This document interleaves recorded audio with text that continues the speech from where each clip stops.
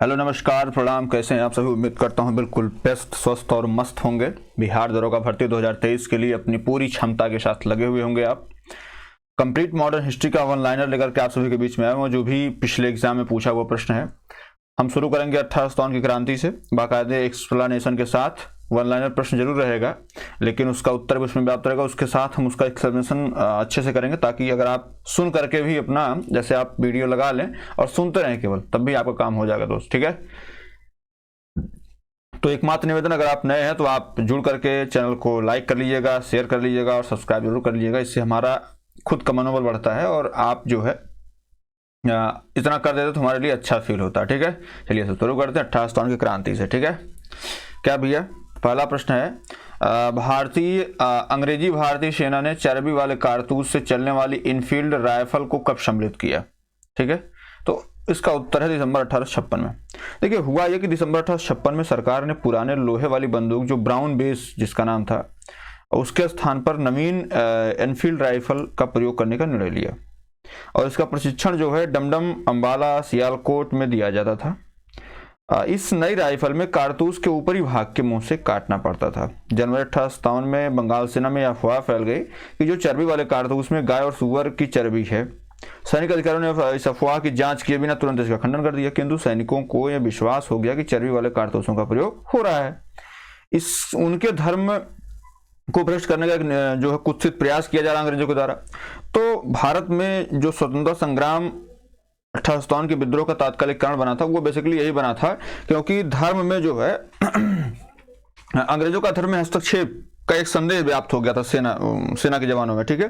दूसरा क्या, भारत के प्रथम स्वतंत्रता संग्राम का मुख्य तात्कालिक कारण क्या था, तो वही था अंग्रेजों का धर्म में हस्तक्षेप का संदेह, ठीक है। मंगल पांडे की घटना हुई थी। मंगल पांडे घटना कहाँ हुई थी, तो मंगल पांडे घटना तो बैरकपुर में हुई थी, ठीक है। कब हुई थी, तो ये हुई थी 29 मार्च 1857 को। बैरकपुर में सैनिकों ने चर्बी और कारतूस का प्रयोग करने से इनकार कर दिया।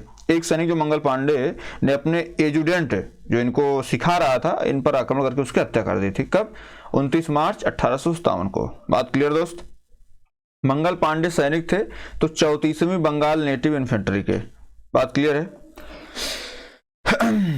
अब कहाँ के विप्लव से जुड़े थे, तो भैया ये बैरकपुर का विद्रोह था, ये भी आप जैसे कर लीजिएगा।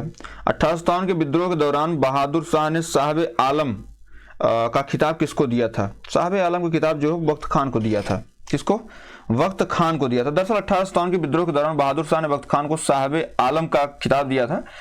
वक्त खान एक फख्तून था। ईस्ट इंडिया कंपनी में वह सूबेदार के पद पर था तथा कंपनी की ओर से उसने प्रथम अंग्रेज अफगान युद्ध में भाग लिया था। बहादुर शाह ने अपने बड़े पुत्र मिर्जा मुगल तथा मिर्जा जहीरुद्दीन को मुख्य सेनापति घोषित किया, किंतु विद्रोह में वास्तविक नेतृत्व जो है वो वक्त खान ही कर रहा था। इसलिए साहब आलम की जो उपाधि है बहादुर शाह ने जो दी थी वो वक्त खान को दी थी। 1857 क्रांति का मुख्य कारण क्या था, ब्रिटिश साम्राज्य की नीति, है ना। जैसे आप देखे होंगे कि जैसे इसमें एक तो जो है धर्म में अनावश्यक हस्तक्षेप था।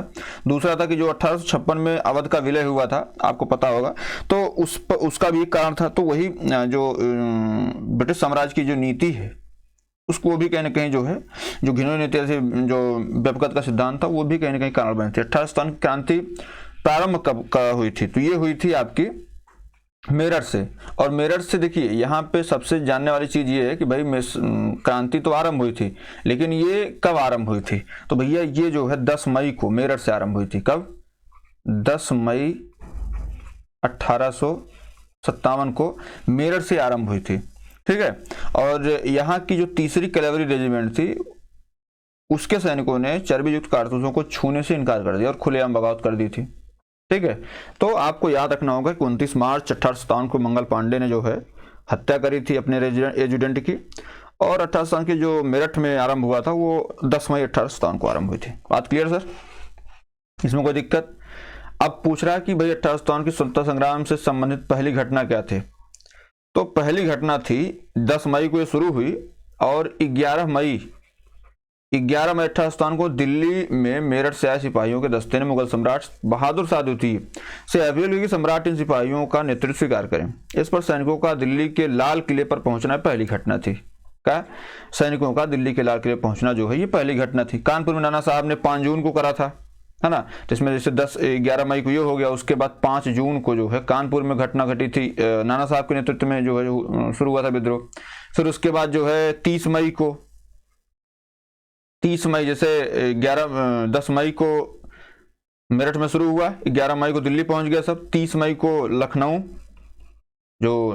की महारानी थी, अवध की जो महारानी थी, सम्राज्ञी थी, उन्होंने जो है नेतृत्व किया, आरंभ कर दिया अवध से।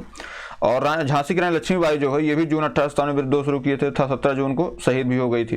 तो बेसिकली आप ऐसे समझिए कि जो मेरठ है, मेरठ में 10 मई को शुरू हुआ था, 11 मई को दिल्ली लोग पहुंच गए, 30 मई को लखनऊ में जो बेगम हजरत महल उन्होंने शुरू कर दिया था, 5 जून को जो है झांसी की रानी जो है कानपुर के जो नाना साहब थे उन्होंने शुरू कर दिया था, उसके बाद झांसी की रानी जो है शुरू कर दी थी, ठीक है। उसके बाद 1857 के स्वतंत्रता संग्राम का प्रतीक क्या था, तो कमल और रोटी। 1857 के संग्राम के झांसी, मेरठ और दिल्ली तक कानपुर के सबसे पहले अंग्रेजों ने पुनः अधिकृत किया किसको, दिल्ली को।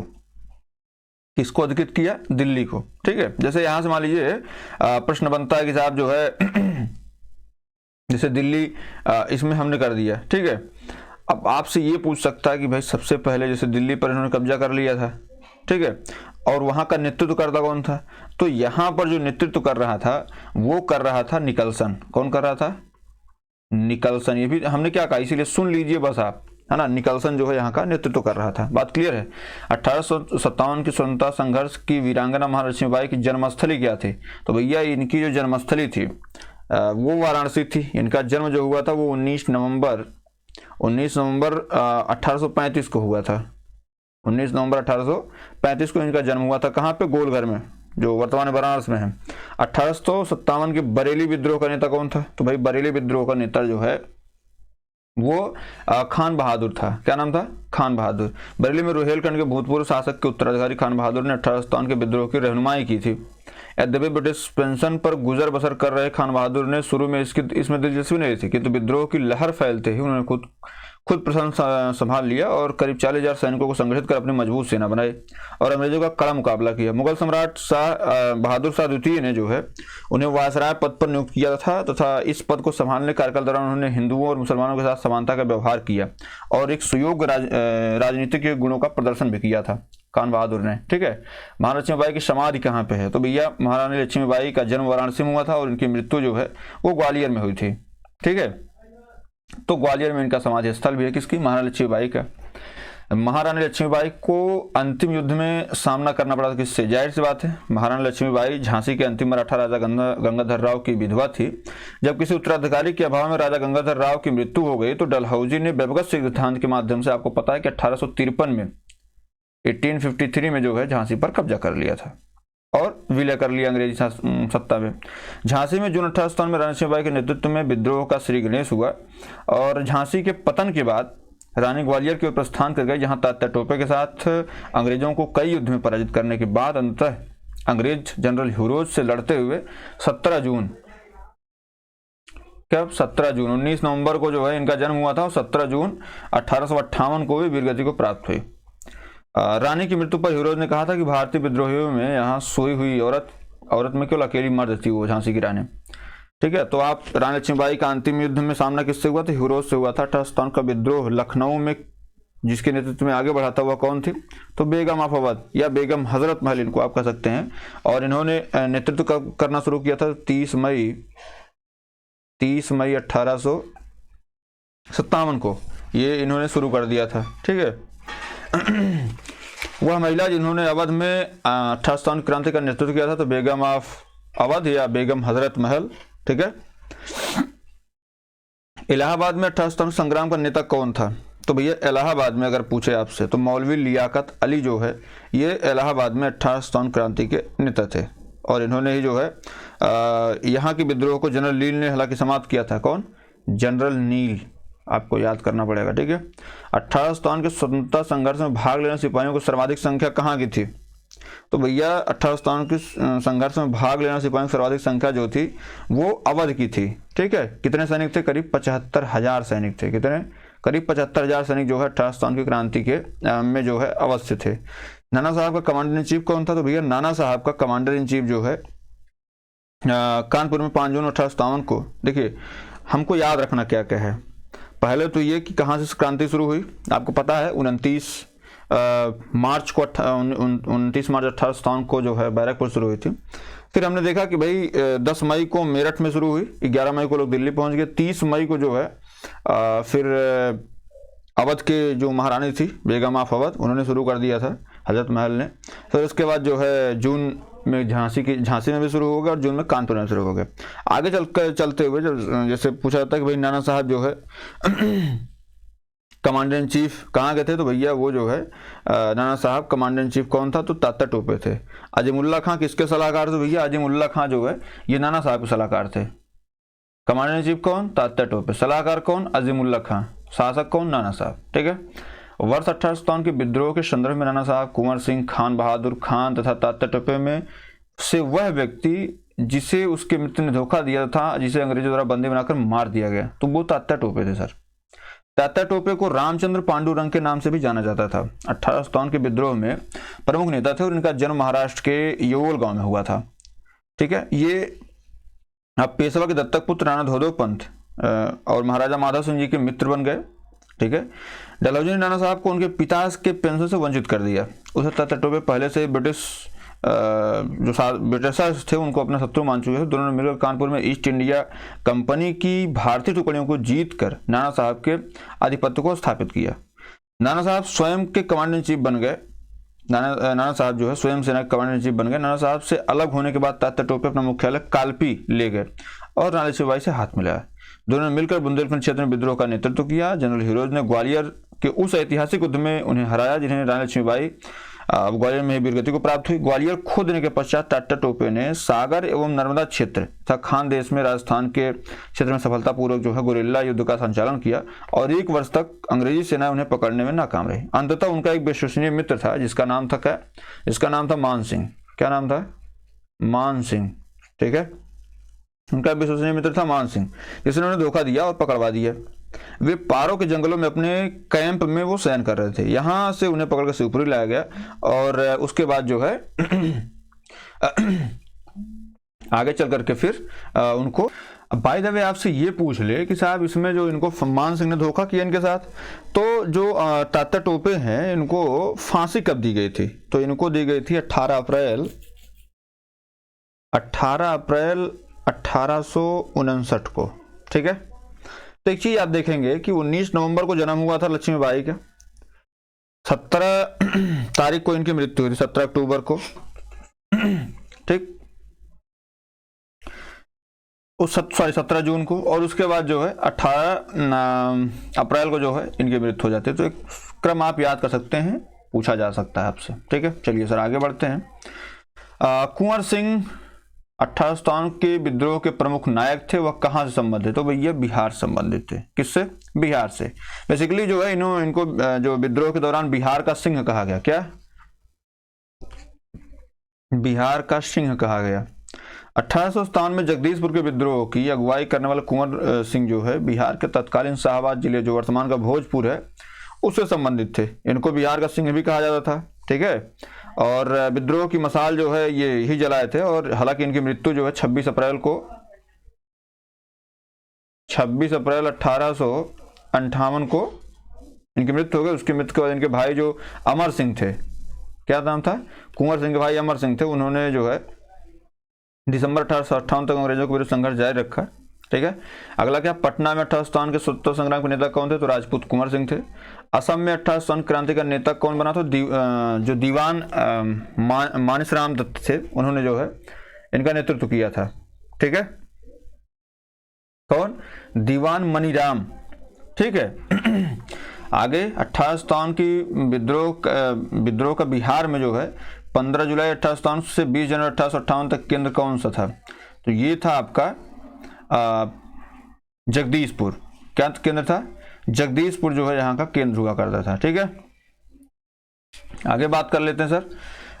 जगदीशपुर का वह व्यक्ति जिसने 1857 में विप्लव में क्रांतिकारियों का नेतृत्व किया, तो वो थे कुंवर सिंह। कुंवर सिंह बोले तो बिहार का सिंह।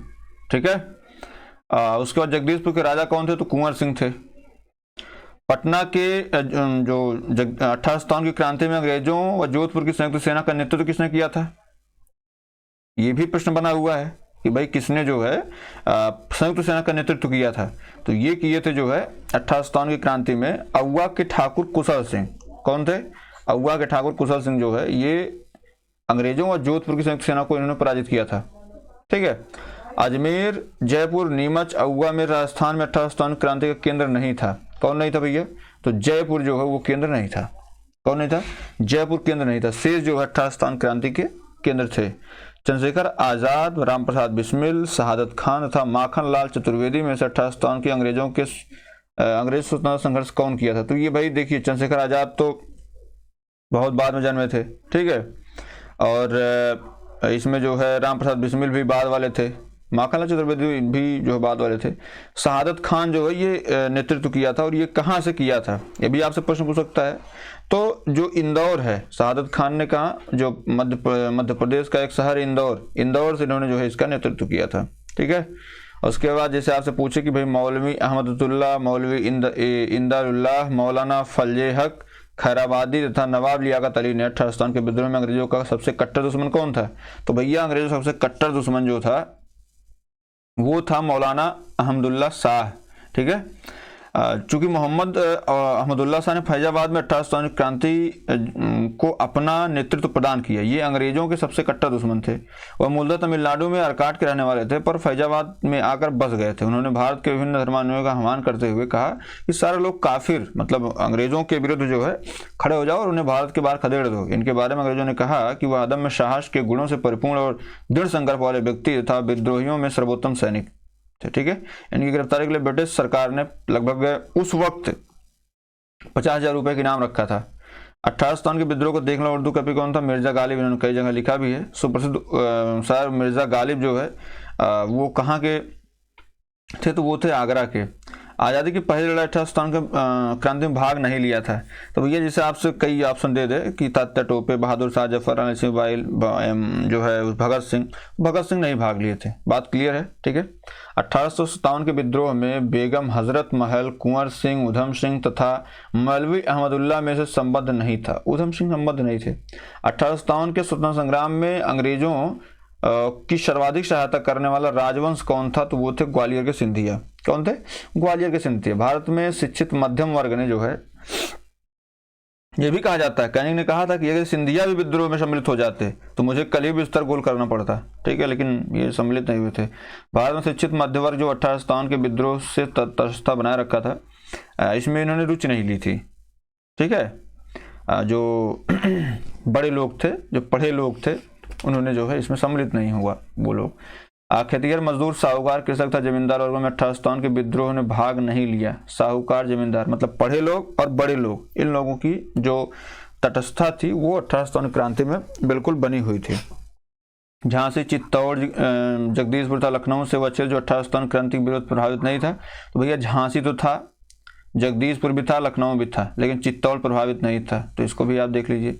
बिहार में दानापुर, पटना, आरा, मुजफ्फरपुर, मुंगेर में से 1857 क्रांति के विद्रोह से अप्रभावित था। तो भैया मुजफ्फरपुर तो प्रभावित था, लखनऊ भी प्रभावित था, आरा भी प्रभावित था, पटना भी प्रभावित था, दानापुर भी प्रभावित था, लेकिन मुंगेर जो है ये प्रभावित नहीं था। ठीक। चलिए अब देख लेते हैं इसको। बख्त खां, जाहिर सी बात है दिल्ली से संबंधित है। ठीक है। मौलवी अहमदुल्ला अवध से, कुंवर सिंह आरा से, नाना साहब कानपुर से। 1 नंबर आप इसको याद कर लीजिएगा। बख्त खां दिल्ली। भाई बख्त खां को ही तो जो है उन्होंने उपाधि प्रदान की थी बहादुर शाह जफर ने। मौलवी अहमदुल्ला अवध का था। ठीक है। मौलवी अहमदुल्ला जो है ये अवध के थे। बात क्लियर। जैसे इनसे भी प्रश्न आता है कि साहब जो मौलवी अहमदुल्ला है ये बेसिकली जो अंग्रेजों के दुश्मन के रूप में जाने जाते हैं। कुंवर सिंह आरा, पटना जो भी बिहार में है सबको, और नाना साहब कानपुर में नेतृत्व करता थे। और कानपुर में जो ये सेना नायक भी हुआ करते थे, बाद में यहाँ से अलग हुए, फिर झांसी चले गए। ग्वालियर में जब झांसी की रानी की मृत्यु हो गई तो ये अपना जीवन ऐसे बिताने लगे, अंग्रेजों से संघर्ष करते रहे, अंग्रेज खोजते रहे। लेकिन जो मान सिंह इनका मित्र था, सिंधिया का सेनापति भी हुआ करता था, उसने इनको धोखा दिया और अंग्रेजों को बता दिया, और इनको पकड़ करके जो है अंग्रेजों ने फांसी पर लटका दिया था। ठीक है। तो बेसिकली इनको धोखा दिया इनके मित्र ही ने। तो इस भी आप याद रख लीजिएगा। चलिए आगे बढ़ते हैं। सही सुमेलित कर लीजिए। तो भाई नाना साहब कहाँ संबंधित थे? तो नाना साहब तो भाई कानपुर से थे। ठीक है। नवाब हामिद अली खान दिल्ली संबंधित थे। मौलवी अहमदुल्ला लखनऊ या फैजाबाद, जो भी आएगा मार दीजिएगा। मनीराम दीवान 1857 क्रांति में असम का नेता, इनको कैसे भूल सकते हैं हम लोग भाई, है ना। तो मौलवी अहमदुल्ला शाह को आप भूल नहीं सकते। लखनऊ फैजाबाद जो भी आएगा मारना पड़ेगा। 1857 के विद्रोह के समय भारत का गवर्नर जनरल कौन था? तो नो डाउट भारत का गवर्नर कैनिंग था। उससे पहले डलहौजी आया था। डलहौजी 1856 में चला गया। कब? 1856 1856 में ये चला गया था। कैनिंग आता है, और कैनिंग जो है ये कह सकते हैं कि अंतिम गवर्नर था। ये क्या था? अंतिम गवर्नर जनरल, अंतिम गवर्नर जनरल था। ठीक है, अंतिम गवर्नर जनरल हुआ करता था ये लॉर्ड कैनिंग, क्योंकि इसके जस्ट बाद जो 1857 की क्रांति हुई, उसके बाद 1858 में इसने जो भी पत्र पढ़ा, तो यहीं से पहला वायसराय भी चुना गया ये। ठीक है। तो प्रश्न बनता है कि भाई 1857 में भारत गवर्नर जनरल कौन था, या ये प्रश्न बनता है कि सिपाही विद्रोह के समय भारत गवर्नर जनरल कौन था, या ये प्रश्न बनता है कि भाई भारत का पहला वायसराय कौन था। तो आप जो है इसी को मारेंगे। ठीक है। 1857 विद्रोह के समय बैरकपुर में ब्रिटिश कमांडिंग ऑफिसर कौन था? तो भैया बैरकपुर में जहां पे विद्रोह हुआ था 1857 का, ब्रिटिश कमांडिंग ऑफिसर जो था उसका नाम था जॉन बेनेट हैरसे। ठीक है। 29 मार्च 1857 को जो 34वीं बंगाल नेटिव इन्फेंट्री सिपाही मंगल पांडे ने जो विद्रोह किया था, उस समय लेफ्टिनेंट जनरल जो था वो जॉन बेनेट हैरसे जो है वहाँ का कमांडिंग ऑफिसर था। 1857 में इलाहाबाद को आपातकालीन मुख्यालय किसने बनाया था? जाहिर सी बात है जो गवर्नर होगा, जो गवर्नर होगा वही बनाएगा। तो तत्कालीन गवर्नर जनरल जो था वो लॉर्ड कैनिंग था, और उसने जो है इलाहाबाद को मुख्यालय बनाया था, आपातकालीन मुख्यालय। 1857 के विद्रोह के समय ब्रिटिश प्रधानमंत्री कौन थे? तो भाई गवर्नर आपको पता ही लग गया, कैनिंग था। तो विद्रोह जो प्रधानमंत्री था वो था विस्कॉट पमस्टन। कौन था? विस्कॉट पमस्टन जो है ये ब्रिटेन का प्रधानमंत्री हुआ करता था। इसका कार्यकाल जो 1855 से 58 तक था, तथा 59 से लेकर के 65 तक था। तो मतलब ये कंटिन्यू बना हुआ था। 1857 का विद्रोह मुख्यतः असफल रहा। क्यों? किसी सामान्य योजना था केंद्रीय संगठन की कमी के कारण। जाहिर सी बात है कोई भी विद्रोह होता है, अगर आप उसको जो है एक सूत्र में नहीं लोगों के होते हैं, हमारा नेतृत्वकर्ता या नेतृत्व करने की तिथि में बदलाव है, तो वो विद्रोह सफल होने का जो है कमी कारण रहता है। तो सामान्य योजना और केंद्रीय संगठन की कमी, बेसिकली इसको आप याद कर सकते हैं। ठीक है। अगला क्या है? 1857 का प्रथम स्वतंत्रता संग्राम असफल हुआ क्योंकि भारतीय सिपाहियों में उद्देश्य की एकता कमी थी। प्राय भारतीय राजाओं ने ब्रिटिश सरकार का साथ दिया। ब्रिटिश सिपाही कहीं अच्छे सुसज्जित व संगठित थे। बात बिल्कुल सही है। ब्रिटिश सिपाही जो है ये कहीं ना कहीं सुसज्जित संगठित थे। राजाओं ने ब्रिटिश सरकार का साथ भी दिया। हमने कहा ना, बड़े लोग और पढ़े लोग ये दोनों जो है 1857 क्रांति से विमुख थे। ठीक है। और जो सैनिक थे उनमें उद्देश्य की कमी थी। अंग्रेज राजपूत राज्यों में 1857 के विद्रोह को दबाने में सफल रहे क्योंकि स्थानीय शासकों ने क्रांतिकारियों का साथ नहीं दिया। भाई शासक साथ नहीं देगा तो विद्रोह वैसे ही बेकार चला जाएगा। जनरल जॉन निकल्सन, जनरल नील, मेजर जनरल हैवलॉक तथा जनरल हेनरी लॉरेंस में से ब्रिटिश अधिकारियों ने लखनऊ में अपना जीवन खोया। तो भाई लखनऊ में तो बहुत लोगों ने जीवन अपना खोया था। जो 14 सितंबर को दिल्ली पर अधिकार कर लिया। 14 सितंबर 1857। अब मई में 11 मई को शुरू हुआ था। 14 सितंबर 1857 को जो है अंग्रेजों द्वारा दिल्ली पर अधिकार करने के क्रम में जनरल निकल्सन घायल हुए थे। ठीक है। 23 सितंबर 1857 को उनकी मृत्यु हो गई लखनऊ में 1857 के विद्रोह के दौरान। जो अंग्रेज रेजिडेंसी थी उसकी रक्षा करते हुए sir Henry Lawrence, major general Havelock, general Neill की भी मृत्यु हो गई। तो इनको आप देख लीजिए, इन सब की मृत्यु हो गई। और अगर कोई जो है, ठीक है, इसमें लखनऊ में अपना जीवन पूछ रहा है, तो भैया इसमें एक निकल्सन जो था वो दिल्ली में मरा था, बाकी सारे लखनऊ में मरे थे, ऐसे आप समझ लीजिए। 1857 में प्रथम स्वतंत्रता संग्राम ब्रिटिश सरकार से संबंधित स्वतंत्रता प्राप्त करने में असफल रहा। बहादुर शाह जफर के नेतृत्व को सहयोग नहीं मिला था और अधिकांश भारतीय रियासतों शासकों का साथ देने में कतरा रहे थे। जाहिर सी बात है हम आप या कोई भी, अगर हमको स्वतंत्रता संघर्ष करना है और हमारे जो रहनुमा वही हमारे साथ नहीं रहेंगे तो हम कर पाएंगे क्या? बिल्कुल नहीं कर पाएंगे। तो इसमें कथन और कारण दोनों सत्य हैं और कारण तथा कथन का सही स्पष्टीकरण है। 1857 के विद्रोह को षड्यंत्र की संज्ञा किसने दी थी? जेम्स आउट्रम ने और डब्ल्यू टेलर ने। किसने? जेम्स आउट्रम और डब्ल्यू टेलर ने दिया था। ठीक है, ये भी पूछा जाता है आपसे, है ना।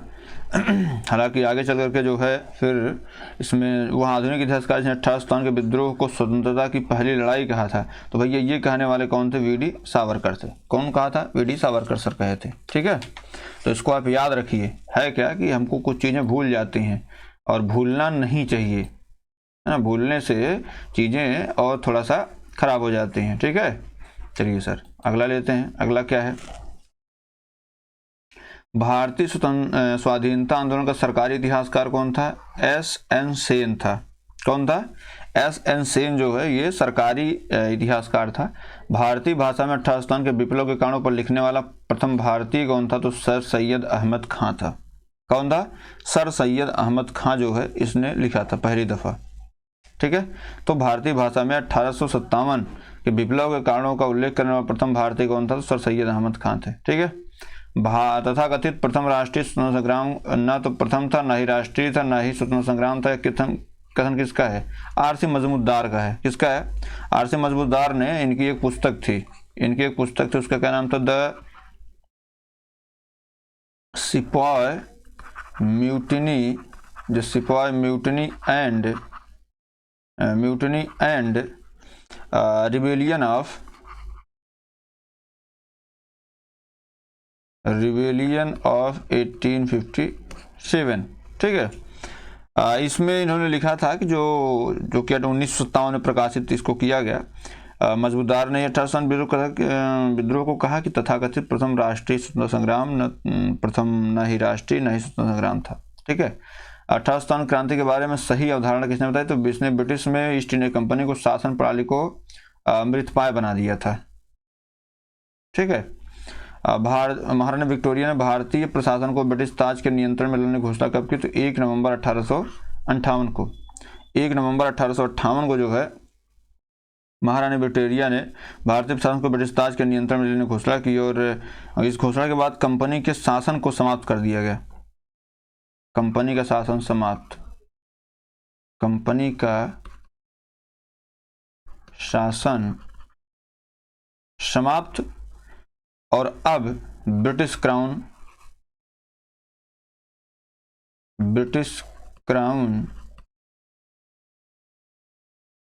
के सीधे हाथ में।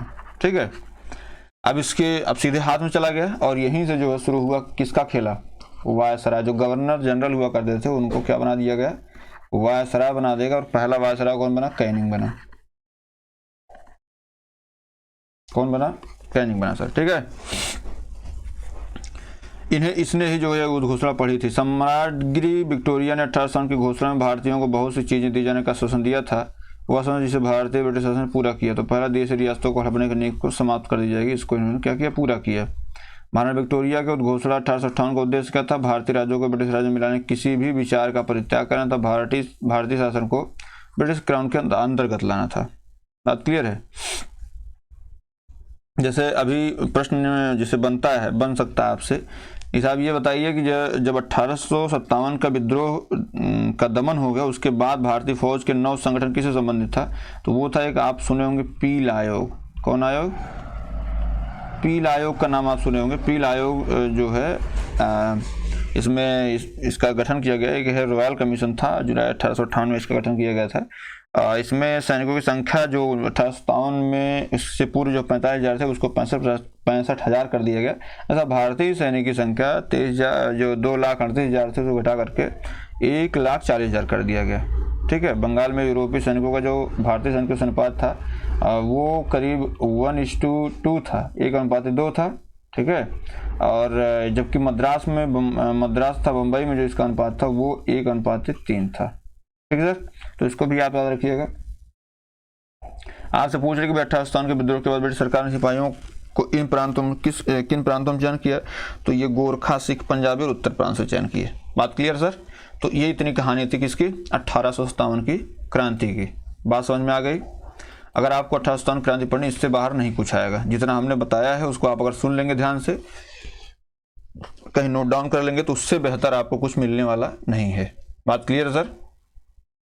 चलिए आगे बढ़ते हैं। अगला क्या है? अन्य जन आंदोलन। उनसे संबंधित क्या है? जैसे बहुत सारे जन आंदोलन हुए तो उनके विषय में पढ़ लेते हैं। अन्य जन आंदोलन कौन से थे? 1857 के विद्रोह के ठीक बाद बंगाल में सन्यासी विद्रोह, संथाल विद्रोह, नील उपद्रव था। पावना उपद्रव में से विप्लव सबसे पहले कौन हुआ था? ये भी प्रश्न बनता है। देखो भैया, सबसे पहले अगर हम बात कर लें कि जो है नील विद्रोह कब हुआ था, जैसे अगर हम बात करें नील विद्रोह की, तो नील विद्रोह जो है ये 1859 में हुआ था। कब? 1859 में हुआ था नील विद्रोह। 59 से लेकर 60 तक चला था। ठीक है। उसके बाद अगर हम बात कर लें सन्यासी विद्रोह की भी है, तो सन्यासी विद्रोह जो है ये 1763 से 1800 तक चला था। ठीक है, सन्यासी विद्रोह। हम संथाल विद्रोह की बात कर लें तो भैया ये 1855 से 56 तक चला था। उसके बाद जो है अगर हम बात करें पावना विद्रोह की, तो 1873 से लेकर के 1876 तक जो है ये हुआ था। ठीक है। तो 1857 के विद्रोह के ठीक बाद बंगाल में सन्यासी विद्रोह, संथाल विद्रोह। तो भाई इसमें सबसे पहले कौन हुआ था? तो सबसे पहले जो है ये हुआ था आपका नील विद्रोह। ठीक है, सबसे पहले नील विद्रोह हुआ था। कब? तो ये हुआ था आपका 1859 में। उसके बाद जो है इसमें पूछा क्या है, बंगाल में कौन सा विप्लव हुआ था ठीक बाद 1857 के विद्रोह के ठीक बाद। तो जाहिर सी बात 1763 में जो हुआ वो थोड़े यहाँ पहले आएगा। ठीक है। 1855-56 में जो शुरू हुआ संथाल विद्रोह वो थोड़े पहले होगा, वो तो जो है जब विद्रोह खत्म हुआ उसके जस्ट बाद पूछा है। तो सबसे पहले तो आप सन्यासी विद्रोह को काट दीजिए, उसके बाद संथाल विद्रोह को काट दीजिए। पावना विद्रोह की बात करें तो ये 1873-75 में हुआ था, जस्ट बाद नहीं होता। इसके जस्ट बाद जो कौन हुआ था? नील विद्रोह 1859। ठीक है। नील कृषकों की दुर्दशा पर लिखी गई पुस्तक नील दर्पण के लेखक कौन थे? तो ये भैया थे आपके दीनबंधु मित्र। क्या नाम था इनका? दीनबंधु मित्र था। ठीक है। ये जो है नील बगान के जो मालिकों का अत्याचार था उसका खिला चित्रण जो है दीनबंधु ने अपने नाटक में, जो नील दर्पण है क्या है, ये बेसिकली एक नाटक है। पूछा गया प्रश्न है कि नीलबंधु का नील दर्पण है, नाटक है, कविता है, उपन्यास है? तो ये क्या है? नाटक है। वंदे मातरम गीत किसने लिखा है? तो इसमें देखिए वंदे मातरम गीत के विषय में आपसे पूछता है, तो वंदे मातरम गीत किसने लिखा है? बंकिम चंद्र चटर्जी ने लिखा है। और ये इनकी जो कृति थी वो कहाँ की थी? तो वो जो इनकी कृति थी वो आनंद मठ से लिया गया। किससे? आनंद मठ से लिया गया। ठीक है। आनंद मठ से जो है इनको लिया गया। इस उपन्यास का कथानक सन्यासी विद्रोह पर आधारित था। तो भैया नील विद्रोह और सन्यासी विद्रोह 1763 कौन लिखा? बंकिम चंद्र चटर्जी लिखे थे। ठीक है। वंदे मातरम गीत जो लिखा गया था, जो वंदे मातरम गीत है ये बंकिम चंद्र चटर्जी ने लिखा था। और ये जो है किसके लिए? तो ये आनंद मठ जो है ये सन्यासी विद्रोह पर आधारित था। 1896 में कांग्रेस के कोलकाता अधिवेशन में पहली बार इसको गाया गया था। और अगर आप पूछे आनंद मठ उपन्यास कथा वो किस पर आधारित है, तो ये सन्यासी विद्रोह पर थे। इतनी देर से पढ़ रहे हैं हम लोग। वह विद्रोह जिसका उल्लेख बंकिम चंद्र चटर्जी ने अपने उपन्यास आनंद मठ में किया है, कौन सा विद्रोह? सन्यासी विद्रोह है। सन्यासी विद्रोह का उल्लेख जो है बंकिम चंद्र चटर्जी ने किया है। मुंगेर के बरहिया ताल का विरोध का उद्देश्य क्या था? तो ये था बकास्त भूमि की वापसी की मांग। क्या? बकास्त भूमि की वापसी की मांग। ये बेसिकली जो है मुंगेर के बरहिया ताल विद्रोह का मतलब विद्रोह का उद्देश्य था। ठीक है। तो इसमें देखिए आगे बढ़ते हैं। 19वीं शताब्दी के दौरान होने वाले वहाबी आंदोलन का मुख्य केंद्र क्या था? क्या? वहाबी आंदोलन का मुख्य केंद्र क्या था? तो अंग्रेजों की प्रभुसत्ता जो थी, अंग्रेजों की प्रभुसत्ता सबसे सुनियोजित तक गंभीर चुनौती थी। ठीक है। वहाबी आंदोलन से मिली जो 19वीं शताब्दी के चौथे दशक के 7वें दशक तक चलता रहा। रायबरेली के जो है सर सैयद अहमद बरेलवी भारत में इस आंदोलन के प्रवर्तक थे। किस आंदोलन के भैया? तो वहाबी आंदोलन के प्रवर्तक कौन थे? ये थे सैयद अहमद बरेलवी। ठीक है। यह अरब के अब्दुल वहाब से प्रभावित जो परंतु अधिक प्रभाव दिल्ली के एक संत शाह वली उल्लाह का था। सैयद अहमद बरेलवी की महत्वाकांक्षा पंजाब में सिखों था। बंगाल सैयद बरेलवी की महत्वाकांक्षा जो सिखों था बंगाल में अंग्रेजों के अपदस्थ करके भारत में मुस्लिम सत्ता को पुनर्जीवित करना और पुनर्स्थापित करना था। ठीक है, तो इसमें जो है आप राइट आंसर इसको लगा लीजिए पटना। ठीक है, कूका आंदोलन को संगठित किसने किया? तो गुरु राम सिंह ने किया। भाई कूका आंदोलन जो है बहावी आंदोलन के से बहुत कुछ मिलता है। दोनों का धार्मिक आंदोलन के रूप में आरंभ हुए, किंतु बाद में ये राजनीतिक आंदोलन के रूप में परिवर्तित हो गए, जिनका सामान्य उद्देश्य अंग्रेजों को देश से बाहर निकालना था। ठीक है, पश्चिमी पंजाब में कूका आंदोलन की शुरुआत 1840 में हुई, भगत जवाहर मल द्वारा की गई थी, जिन्हें मुख्यतः सियान साहब के नाम से पुकारा जाता था। तो ये सारी घटनाएं घटी थी। पागलपंथी विद्रोह का वस्तुतः विद्रोह कौन सा था? तो वो गारो का विद्रोह था। जो पागलपंथी विद्रोह था वो गारो का विद्रोह था। ठीक है, ये भी प्रश्न आया हुआ यूपी पीसीएस 2003 में। ठीक है, तो पागलपंथ की स्थापना किसने करी थी? आपसे पूछ ले तो भैया पागलपंथ की स्थापना जो है वो करी थी किसने? करम शाह ने। और फराजी विद्रोह का नेता कौन था भैया? तो फराजी विद्रोह जो है ये बेसिकली जो है बनाया गया था 1838 से 60 के बीच में। करम शाह जो था ये इसकी स्थापना की। फराजी विद्रोह का नेता कौन था? तो भैया फराजी विद्रोह का नेता जो है वो दादू मियाँ था। कौन था? दादू मियाँ था। बात क्लियर है? फराजी थे हाजी शरीयतुल्लाह के अनुयायी। क्या थे? हाजी शरीयतुल्लाह के अनुयायी जो है उनको फराजी कहा जाता था। ठीक, महाराष्ट्र के रामोसी कृषक जत्था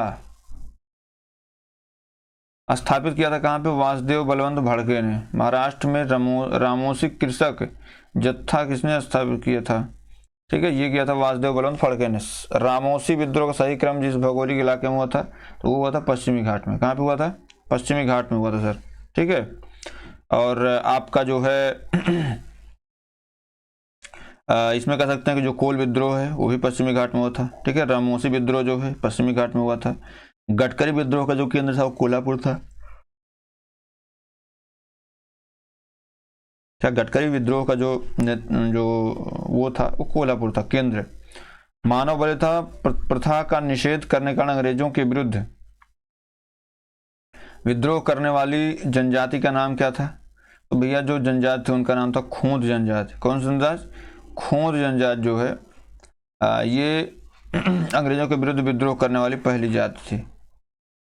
ठीक, आगे चलें। कोल विद्रोह का नेतृत्व किसने किया? भैया कोल नेतृत्व जो कोल विद्रोह था उसका नेतृत्व जो है वो किया बुद्धू भगत ने। इसने बुद्धू भगत ने हजारों के नेतृत्व में कोल विद्रोह का छोटा नागपुर, क्षेत्र सिंह भूमि, पलामू, हजारीबाग था मानभूमि क्षेत्रों में हुआ था। इस विद्रोह का जो स्वरूप था वो आर्थिक और राजनीतिक था। इस विद्रोह को अधिक बढ़ाया जाना था।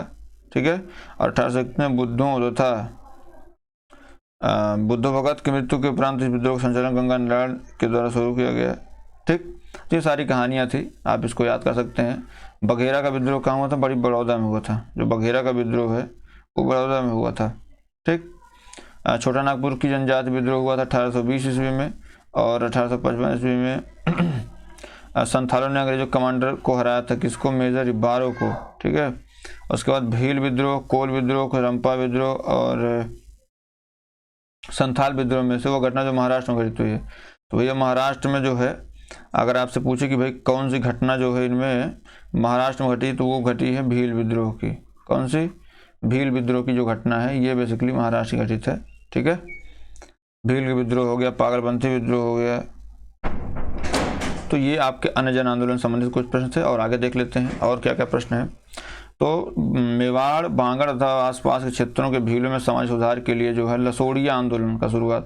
देखो भैया अगर हम लसोड़िया आंदोलन की बात कर लेते हैं कि भाई लसोड़िया आंदोलन जो है कहाँ शुरू हुआ, क्या हुआ, कैसे हुआ, तो ये शुरू जो इसका सूत्रपात वो गोविंद गिरी ने किया था। किसने किया था? गोविंद गिरी ने जो है इसका सूत्रपात किया था। ठीक है मेरे दोस्त, तो अब आगे देखें कि उलगुलन विद्रोह की जो है किससे जुड़ा था? तो उलगुलन विद्रोह जो बिरसा मुंडा साहब से जुड़ा था। ठीक है, किससे? बिरसा मुंडा से। फिर उसके बाद ऐसे उलूगन विद्रोह हुआ। तो उलूगन विद्रोह या महान उपद्रव जो है ये किस घटना का विवरण था? अभी आपसे पूछा जाता है कि भैया किस घटना का विवरण था, तो ये बेसिकली जो है जो 1899 1900 के बीच बिरसा मुंडा का जो विद्रोह था वो उनसे जुड़ा हुआ था। तो किससे जुड़ा था अवलोकन विद्रोह? बिरसा मुंडा से। मुंडा के विद्रोह का नेता कौन था? बिरसा मुंडा था। ठीक है, तो ये भी आपको याद रखना है। आपसे ऐसे पूछ ले कि भाई ये बताओ जिस आदिवासी नेता को जगत पिता या धरती आबा कहा जाता वो कौन थे? तो वो भी कौन थे भैया? तो वो भी आपके बिरसा मुंडा ही थे। जगत पिता धरती आबा बिरसा मुंडा थे। बिरसा मुंडा कार्यक्षेत्र क्या था? तो भैया रांची के थे। ठीक है, और मुंडा विद्रोह का नेता कौन थे? तो हमेशा आप याद रखेंगे कौन? भाई बिरसा मुंडा थे। जनजाति लोगों के संबंध में आदिवासी शब्द का सबसे पहली दफा जो है, जैसे अब ये भी मान लीजिए हम मुंडा विद्रोह कर रहे हैं, आपसे पूछ ले भाई जो मुंडा विद्रोह था ये खड़ा कब हुआ था? तो मुंडा विद्रोह जो है ये बेसिकली 1895 में। कब? 1895 में बिरसा मुंडा के द्वारा जो है ये खड़ा किया गया था। और बिरसा मुंडा को सोते हुए पकड़ा गया था जैसे 3 मार्च 1900 को।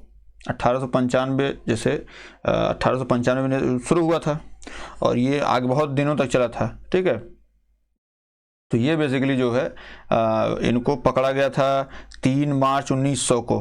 बिरसा मुंडा को जो है 3 मार्च 1900 को पकड़ा गया था और जो कार्यक्षेत्र जो था वो झांसी था। ठीक है, उसके बाद फिर बात करें जनजातीय लोक शब्द में आदिवासी शब्द का पहला प्रयोग किसने किया था?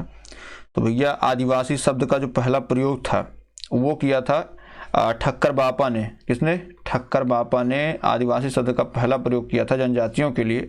ठीक है, और जो कि हरिजन सेवक संघ के महासचिव भी बनाए गए थे बाद में। ठीक है, 1933-34 के दौरान गांधी जी के साथ हरिजनों की दशा को देखने जानने के लिए जो है भ्रमण किया था और सर्वेंट ऑफ इंडिया सोसाइटी के निष्ठावान सदस्य भी थे। भारत में 19वीं शताब्दी के जनजातीय विद्रोह के लिए जिसने साझा कारण मुहैया कराए, तो बेसिकली जो साझा कारण मुहैया कराने का काम था वो जनजातीय समुदाय के प्राचीन भूमि संबंधी व्यवस्था का संपूर्ण विदारण। ठीक है, अब देखो भैया आ गया का हौज विद्रोह। कौन सा विद्रोह? हौज विद्रोह कब हुआ था? तो ये हुआ था 1820 से 21 के दौरान। खैरवार आदिवासी आंदोलन कब हुआ था? ये हुआ था खैरवार 1874 में। कब हुआ था? 1874 में। संभलपुर के अनेक ब्रिटिश विरोधी विद्रोहों का जो नेता था वो कौन था? तो जो संभलपुर के अनेक ब्रिटिश जो प्रांत थे उनमें जो विद्रोह का नेता था वो सुरेंद्र साई था। क्या नाम था? सुरेंद्र साई। सुरेंद्र नाम बेसिकली अगर आप इतिहास उठा के देखेंगे, पढ़ेंगे, समझेंगे तो एक चीज आपको है, जैसे सुरेंद्र बनर्जी से लेकर के सुरेंद्र साई तक तब ये लोग जो है विद्रोह ही करते थे। सुरेंद्र शब्द से हमको लगता है कि अंग्रेजों को बड़ी दिक्कत रही होगी कि जो अगर कोई सुरेंद्र नाम से आ जाता होगा तो उनका ऐसे ही खड़ा हो जाता होगा, भाई ये तो बड़ा तगड़ा आदमी है ना। नील विद्रोह, संथाल विद्रोह, दक्कन के दंगे, सिपाही विद्रोह का सही कालक्रम क्या है? तो जाहिर सी बात है देखिए संथाल विद्रोह की बात कर लेते हैं। सर ये 1855-56 में था। क्या था? 1855-56 में जो है ये संथाल विद्रोह था। सिपाही विद्रोह की बात कर लेते हैं सर, तो जो सिपाही विद्रोह था ये 1857 की क्रांति में था। कब? 1857 की क्रांति। ठीक है, और अगर हम बात कर लेते हैं नील विद्रोह की, किसकी? नील विद्रोह की, तो ये हुआ था 1859 में। कब हुआ था? 1859 में नील विद्रोह हुआ था। और अगर दक्कन के दंगे की बात करें तो ये हुआ था 1875 में, 1875 में हुआ था। तो इसको आप कालक्रम के अनुसार ले सकते हैं कि दक्कन के दंगे तो 1875 में से, नील आंदोलन जो है 1859 में हुआ था, 1857 का विद्रोह जो है तो हुआ था, संथाल विद्रोह 1855-56 में हुआ था। तो ऐसे एक क्रम आप याद कर सकते हैं। ठीक है सर, आगे बात करते हैं मोपला विद्रोह। तो मोपला विद्रोह जो है ये कहाँ संबंधित था? तो ये भैया मोपला विद्रोह जो है ये केरल संबंधित था। किससे? केरल संबंधित था। ये कब हुआ था मोपला? ये 1921 में हुआ था। कब? 1921 में हुआ था मोपला विद्रोह। मालाबार केरल क्षेत्र में फैला हुआ था। पावना विद्रोह, पावना विद्रोह जो है जैसे आप ऐसे समझिए मोपला विद्रोह 1921 में हुआ था। ठीक है, पावना विद्रोह अगर आपसे कोई पूछे तो ये 1873 से लेकर 76 तक ये चला था। बंगाल में हुआ था पावना विद्रोह। एका आंदोलन जो था वो अवध में हुआ था 1921 में। ठीक है, अवध में हुआ था एका आंदोलन। बिरसा मुंडा विद्रोह जो हुआ था ये 1899 से 1900 तक था। 1899 से 1900 तक था ये। 1900 में इनकी गिरफ्तारी हुई थी। बिरसा मुंडा को जो है ये 3 मार्च को बिरसा मुंडा विद्रोह बिहार कौन, इनका नेता कौन था भैया? तो इनका नेता जो था वो बिरसा मुंडा था, और इनको गिरफ्तार किया गया था 3 मार्च 1900 को।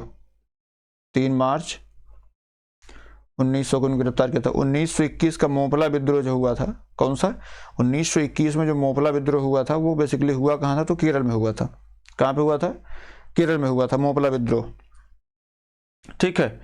उसके बाद सही सुमेल मान लीजिए करना आपको भाई बैरकपुर में जो हुआ था, ठीक है। बैरकपुर में जो घटनाएं घटित हुई थी, जैसे जो बैरकपुर विद्रोह था ये नवंबर 1824 में हुआ था। कब हुआ था? नवंबर 1824 में हुआ था। बहरामपुर विद्रोह फरवरी 1857 में हुआ था, ठीक है। बहरामपुर का विद्रोह जो है 1857 में हुआ था। संथालों का विद्रोह जो सिद्धू और कान्हू के नेतृत्व में चला था, ये बेसिकली 1855-56 में था। संथाल विद्रोह, संथाल के जस्ट बाद जो है सैनिक विद्रोह हुआ, सैनिक के जस्ट बाद नील विद्रोह हुआ था, नील विद्रोह के जस्ट बाद दक्कन के दंगे हुए थे, ठीक है। तो बेसिकली अगर बात करें बेल्लोर विद्रोह कब हुआ तो 1806 में हुआ था। मैसूर के राजा का झंडा फहरा दिया था सैनिकों ने जो है, ठीक है। अब अगर आगे और बात करें सर, जो कूका आंदोलन था, कौन सा? कूका आंदोलन। कूका आंदोलन कब हुआ था? तो ये बेसिकली अगर बात करें, कूका हो गया, कोल विद्रोह, तो ये अगर इसमें देखिए है क्या कि आपसे तिथि बहुत ज़्यादा नहीं पूछी जाती है, लेकिन फिर भी हमें याद करना पड़ेगा भाई। कूका आंदोलन जो पंजाब में हुआ था वो बेसिकली हुआ था 1917 से लेकर के 1919 तक हुआ था, ठीक है। मणिपुर त्रिपुरा में माफ़ करिए, वो कुकी आंदोलन था। एक मिनट माफ़ करिएगा, कूका आंदोलन नहीं था, वो कुकी आंदोलन था, है ना। कुकी आंदोलन यहाँ पे है। कुकी आंदोलन जो 1917 से लेकर के 1919 तक हुआ था। कुकी विद्रोह मणिपुर और त्रिपुरा में हुआ था। उसके बाद जो है कूका विद्रोह जो हुआ था वो 1840 से 72 में हुआ था। कब? 1840 से लेकर के 72 में हुआ था पंजाब में, ठीक है। और उसके बाद कूका होगा, कुकी दोनों होगा। कुकी जो है त्रिपुरा का था, त्रिपुरा या मणिपुर कह सकते हैं, और कूका जो था वो पंजाब का था, ठीक है। उसके बाद बात कर लेते हैं भाई आगे चल करके कोल विद्रोह, कोली विद्रोह की। तो कोली विद्रोह कहाँ का था? तो कोली विद्रोह साहब जो है ये आपका महाराष्ट्र का था। चुआर विद्रोह कहाँ था? पश्चिम बंगाल का था, ठीक है। तो इसको आप कर लेंगे। आगे बात करें ताना भगत, तो अहोम जो था, अहोम, गोमधर कुंवर, ताना भगत, जतरा भगत, और अंग्रेजों के विरुद्ध भीलों की जो क्रांति की प्रारंभ की गई थी वो मध्य प्रदेश और महाराष्ट्र में की गई थी। बात क्लियर सर? तो ये बेसिकली जो प्रमुख आंदोलन थे उनके विषय में चर्चा कर रहे थे हम लोग, ठीक है।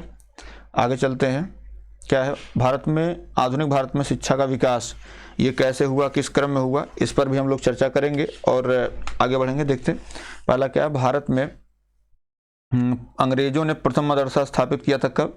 तो भारत में अंग्रेजों ने जो कलकत्ता में पहला मदरसा खोला था वो कब खोला था? तो ये 1781 में। कब? 1781 में जो है पहली बार कलकत्ता में मदरसा खोला गया था। एशियाटिक सोसाइटी ऑफ बंगाल के संस्थापक कौन थे? सर विलियम जोन्स थे, और इन्होंने जो है 1784 में, कब? 1784 में विलियम जोन्स ने जो है एशियाटिक सोसाइटी ऑफ बंगाल की स्थापना करी थी, ताकि एशिया के समाज तथा प्राकृतिक इतिहास, पुरातत्व संबंधी कला, विज्ञान और साहित्य का अध्ययन किया जा सके। और 1791 में जो है बनारस के रेजिमेंट जोनाथन डंकर के प्रयत्नों के फलस्वरूप जो है प्रथम संस्कृत कॉलेज खोला गया था। आगे चल करके प्रश्न पूछा गया, वाराणसी में प्रथम संस्कृत महाविद्यालय की स्थापना जोनाथन डंकर के प्रयास से ही संभव हुआ था, ठीक है। दादा भाई नौरोजी, माइकल मधुसूदन दत्त, राजा राम मोहन राय तथा विवेकानंद में से हुआ जिन्हें पेरिस की रॉयल सोसाइटी, एशियाटिक सोसाइटी की सदस्यता प्रदान की गई थी, तो वो थे माइकल मधुसूदन। कौन थे? वो थे माइकल मधुसूदन, ठीक है। रॉयल एशियाटिक सोसाइटी की सदस्यता जो है ये मधुसूदन जी को दी गई थी, ठीक है। और इसकी स्थापना जो है, द एशियन सोसाइटी की स्थापना जो है ये 1822 में की गई थी। 1829 में शासन द्वारा जो है इसकी स्थापना की पुष्टि कर दी गई थी। सर्वप्रथम भगवत गीता का अंग्रेजी अनुवाद किसने किया था? तो आपको पता है कि भगवत गीता का जो अनुवाद किया था वो किया था विल्किंस। और जो विल्किंस था, अब पूछ ले का भाई इस वक्त अंग्रेजी जो गवर्नर था वो कौन था? तो ये था वारेन हेस्टिंग। कौन था? वारेन हेस्टिंग था, ठीक है, जिसकी प्रस्तावना स्वयं वारेन हेस्टिंग ने ही लिखी थी। कालिदास की प्रसिद्ध रचना शकुंतला का पहली बार अंग्रेजी में अनुवाद किसने किया था? तो सर विलियम जोन्स ने किया था। किसने? सर विलियम जोन्स, वही सर विलियम जोन्स जिन्होंने 1784 में जो है एशियाटिक सोसाइटी ऑफ बंगाल की स्थापना की थी। बात क्लियर है? तो इसको भी आप जो है याद कर सकते हैं, ठीक। इसमें देखिए होता क्या है कि आपसे पूछ लेता है और आप फिर बाद में सोचते हैं कि साहब ये तो कहाँ से पूछ लिया, ऐसे पूछ लिया, है ना। तो कालिदास की शकुंतला का पहली बार अंग्रेजों ने अनुवाद जो किया था विलियम जोन्स ने किया था, वही विलियम जोन्स जिन्होंने 1784 में जो है एशियाटिक सोसाइटी ऑफ बंगाल की स्थापना करी थी। आगे पढ़ते हैं क्या है। स्वतंत्रता पूर्व अवधि में ब्रिटिश सरकार द्वारा भारत में आधुनिक शिक्षा का प्रसार मुख्य उद्देश्य क्या था? छोटे प्रशासनिक पदों पर नियुक्ति के शिक्षित भारतीयों की आवश्यकता। ठीक है, छोटे पदों। आगे क्या है, ब्रिटिश सरकार ने जिस अधिनियम ने सबसे पहली बार भारत में शिक्षा के लिए 1 लाख रुपए दिए थे वो था चार्टर एक्ट 1813। 1813 के चार्टर अधिनियम के तहत कंपनी ने पहली बार शिक्षा के प्रति सरकारी उत्तरदायित्व उठाया और प्रतिवर्ष शिक्षा के लिए 1 लाख रुपए खर्च करने की व्यवस्था इस अधिनियम के द्वारा की गई थी। बात क्लियर है सर? तो इसको भी आप याद रखेंगे। आगे बात करें, चार्ल्स वुड का आदेश पत्र संबंधित था किससे संबंधित? शिक्षा से। किससे? शिक्षा से संबंधित। चार्ल्स वुड का जो पत्र था, ये कह सकते जो वुड का डिस्पैच था, इसकी जो घोषणा हुई थी ये 1854 में जारी किया गया था। कब? 1854 में, 1854 में जो है जारी किया था। इस घोषणा पत्र में भारतीय शिक्षा पर एक व्यापक योजना प्रस्तुत की गई थी। इस घोषणा पत्र में शिक्षा के उद्देश्य, माध्यम, सुधारों आदि विचार किया गया था। इस घोषणा पत्र को भारत में अंग्रेजी शिक्षा का मैग्ना कार्टा भी कहा जाता है। ठीक है, आगे चल करके जो प्रस्ताव इन्होंने दिया था उसमें पाश्चात्य शिक्षा के प्रसार को अपना उद्देश्य बनाया और उच्च शिक्षा को अंग्रेजी भाषा के माध्यम से दिए जाने पर बल दिया, मतलब समन्वय स्थापित था। ठीक है, परंतु साथ ही देसी भाषा के विकास को भी महत्व दिया गया था। इस घोषणा पत्र के अनुसार लंदन विश्वविद्यालय के आधार पर कलकत्ता, बंबई, मद्रास प्रेसिडेंसी में एक विश्वविद्यालय स्थापना करने की व्यवस्था की गई। इसमें इस बात पर बल दिया गया कि सरकारी शिक्षण संस्थानों में दी जाने वाली शिक्षा जो है वो धर्मनिरपेक्ष हो। शिक्षा के क्षेत्र में निजी प्रयत्नों को प्रोत्साहित करने के लिए अनुदान सहायता की पद्धति चलाने की भी सिफारिश की गई थी इसमें। तो आप 1854 का जो डिस्पैच था उसको आप अच्छे से समझ लें तो बेहतर है। ठीक है, और इसी क्रम में जो है आगे चल करके NCERT national council for education की स्थापना होती है और यह स्थापना होती है 15 अगस्त 1906 को। ठीक है, और अगर बात कर लें कि भाई हिंदी का पहला समाचार पत्र उद्दंड मार्तंड 30 में 1826 को प्रकाशित हुआ था, कहाँ से? तो जो उत्तंड मार्तंड है ये कलकत्ता से क्या हुआ था, इसका कलकत्ता से प्रकाशित हुआ था। कहाँ से? कलकत्ता से प्रकाशित हुआ था। ठीक है, तो इसको भी आपको याद रखना है सर। ठीक है, तो मतलब इसमें से कुछ आपको, तो अगर हम बात करें जैसे हंटर कमीशन की रिपोर्ट में विशेष जोर किस पर दिया गया था, तो आप एक चीज़ देखेंगे कि प्राथमिक शिक्षा के सुधार पर जो है इनका विशेष जोर था। नेशनल काउंसिल ऑफ एजुकेशन की स्थापना 15 अगस्त 1906 को की गई थी। ये पीसीएस प्री में आया हुआ प्रश्न है। सैडलर आयोग जो है ये 1917 में शुरू हुआ था, 1917 में ये शुरू हुआ था सैडलर आयोग। ये बेसिकली शिक्षा में सुधार है, ब्रिटिश सरकार ने जो है इसको किया था। तो ये किससे? शिक्षा से संबंधित था। ठीक है, शिक्षा से संबंधित सैडलर आयोग। शिक्षा मतलब उच्च शिक्षा संबंधित था, जो विश्वविद्यालयी शिक्षा होती है उससे संबंधित था।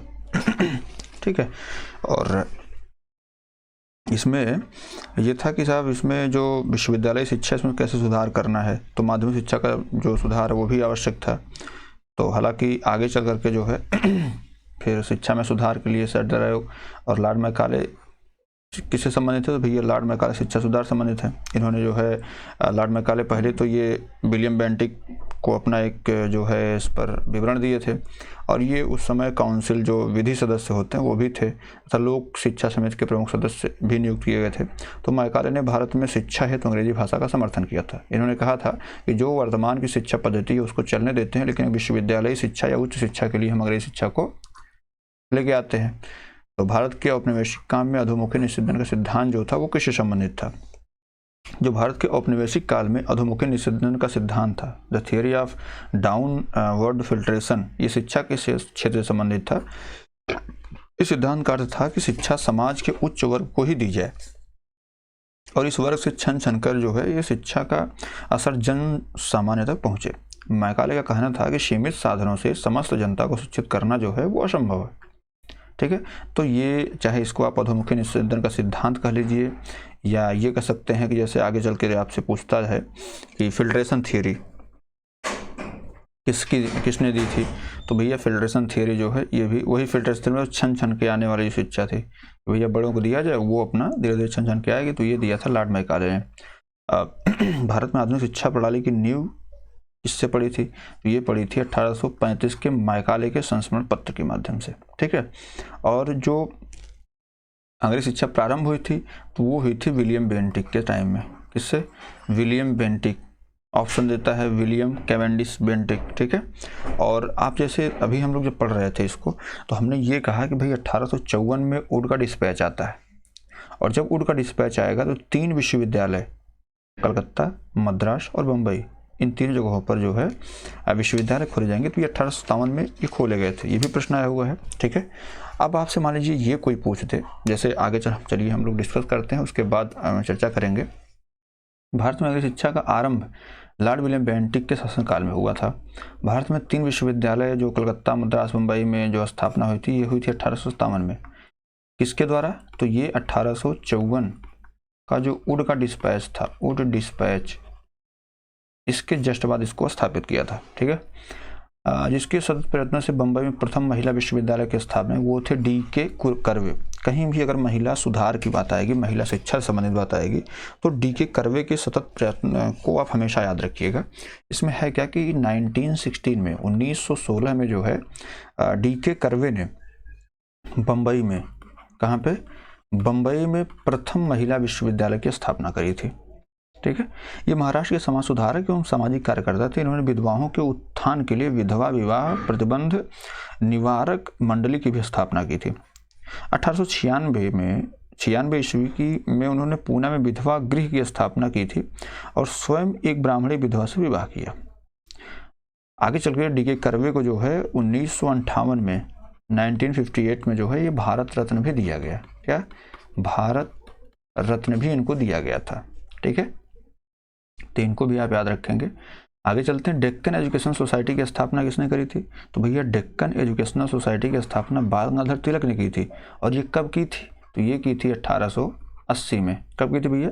1880 में जो है मूलतः न्यू इंग्लिश स्कूल के साथ आरंभ किया पुणे में, और 1884 में आगे चल करके 1884 में जो है यही डेक्कन एजुकेशनल सोसाइटी को औपचारिक रूप से गठित किया। और इस संस्था के संस्थापकों में V.K. चिंबुकलर थे, B.J. तिलक थे, M.B. नामजोशी था, गणेश आगरकर भी थे, और जस्टिस सरना डे ने इस सोसाइटी की जो है इसमें भाग नहीं लिए थे। इसमें ये भी प्रश्न आता है कि भाई किसने भाग नहीं लिया था? तो राणा डे इसमें थे लेकिन भाग नहीं लिए थे, ठीक है। नहीं होता दूर दूर से अपना दिखाना। Hindu college Calcutta, Delhi college, Mayo college था, मुस्लिम एंग्लो इंडियन संस्थान किसकी स्थापना हुई थी?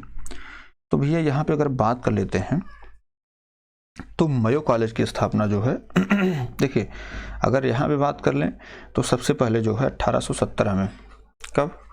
1817 में डेविड हेयर और एलिजाबेथ डफ के साथ मिलकर के कलकत्ता में हिंदू कॉलेज की स्थापना राजा राममोहन राय ने की थी। किसकी स्थापना? हिंदू कॉलेज की। हिंदू कॉलेज की स्थापना जो 1817 में राजा राममोहन राय ने डफ और हेयर से मिलकर किया था। उसके बाद जो है 1875 में, कब? 1875 में जो है मयो कॉलेज की स्थापना हुई है अजमेर में। मयो कॉलेज की स्थापना जो है ये कहाँ पे हुई? थोड़ा सा बड़ा कर लेते हैं, अजमेर में हुई। कहाँ पे? अजमेर में हुई, ठीक है। उसके बाद जो है 1875 में हो गया। उसके बाद जो है 1875 में ही 1875 में ही मुस्लिम